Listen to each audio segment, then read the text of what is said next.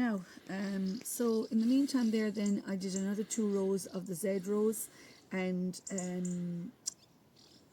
from where I'm sitting, the way this line is slanting looks like that middle bar of a Z to me, and that's how you'd distinguish whether it's Z or S.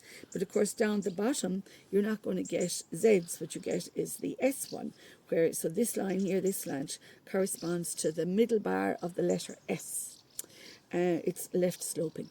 So now the hairnet that was found beside the lady's body in the Arden Bog in Denmark had 2 sorts of stitches in it. One was the Z, and it was like 4 rows of Z, which I've actually done there now.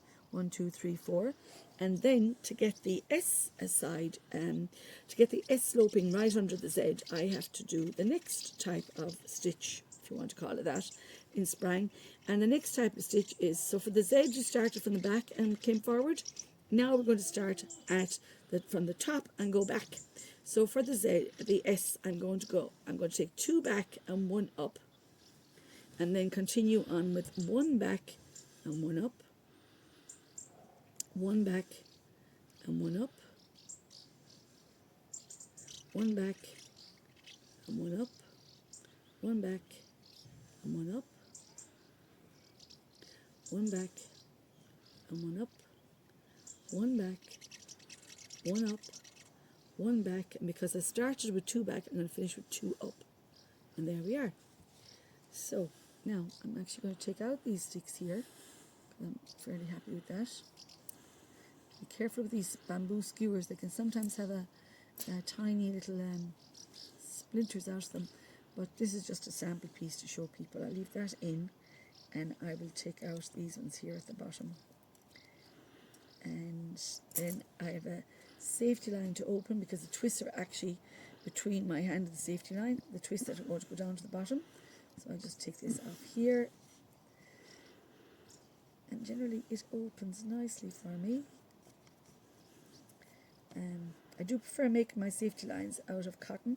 I'm well aware that the ladies in the Bronze Age did not have cotton. They must have used smooth sticks, but at least with cotton I don't have to worry about splinters catching in the wool or yarn. And of course they didn't have cotton. I'm well aware of that too. So now that's the first row done of S, and of course there's a second row. So back in with the safety line, back in with a stick,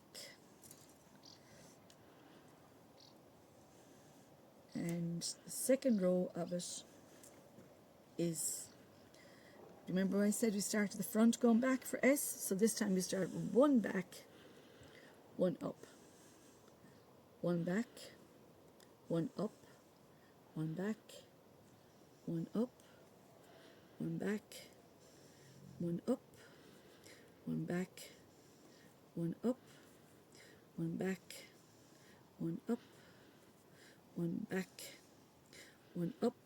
2 things I've discovered is that you have to kind of get your eyes in tune to watch what's going on here to make sure you're picking the right thread. And also when you're doing S, there tends to be a roll, so sometimes the very next thread that you want to work with rolls back in under something else. And if you stop like that and you kind of think, oh, what am I doing next? Look at your fingers. The last thing you did was you brought 1 up. So then you're going to have 1 going back, 1 coming up, 1 going back, and 1 coming up, and then you've finished your S row. And so now you might be able to see that the Z rows slanted this way. So we have the Z rows leaning this way, 1, 2, 3, 4, and now I've done 2 S rows and they're beginning to lean back the other way. And that's Sprang. Now, that's the beginning of Sprang. There's so much more to it. It's incredibly complex.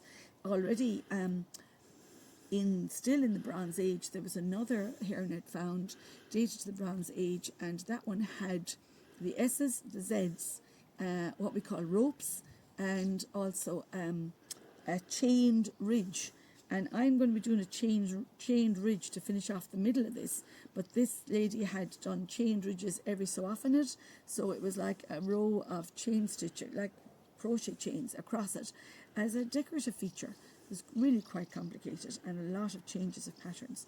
So that's my sample anyway, to show you how you can do Z and S on Sprang. And yeah, I've been very happy to have learned this ancient, truly ancient craft, and to be able to spread it to others. It's my aim. Thank you very much.